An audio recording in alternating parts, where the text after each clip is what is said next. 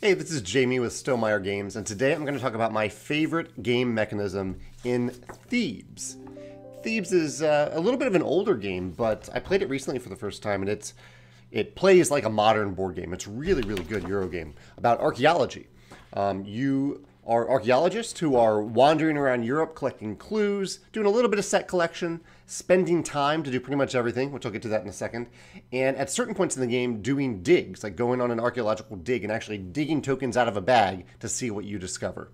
The theme actually I think is really, really well implemented in this game for it being an older Euro game in particular. So a couple things I wanted to mention. One, I've done a whole video about time tracks, but I got to highlight that in this game. Thebes is one of the first games to use time tracks.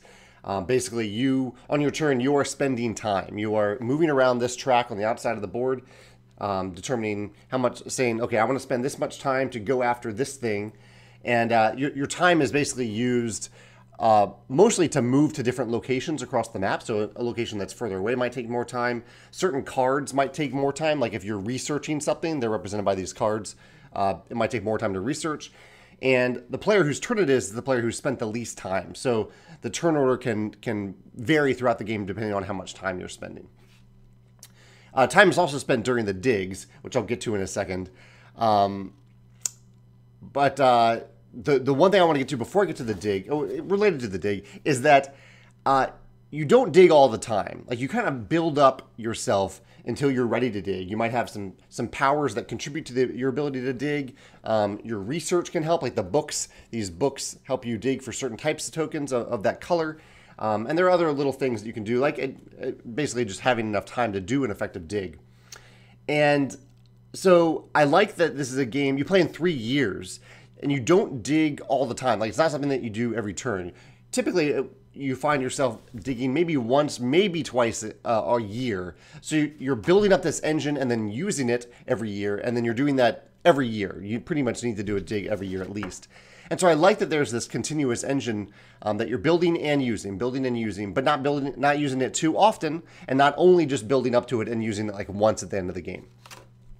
Now, the really cool thing that I want to mention about this digging element is one little twist on it. It's essentially a bag building element, but you're not adding stuff to the bag. You have all these different bags, and each bag has different tokens in it, and you're pulling tokens out of the bag depending on how much research you've done and how much time you're willing to spend on the dig.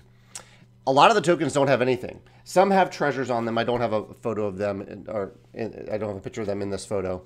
Some have treasures, some don't have treasures.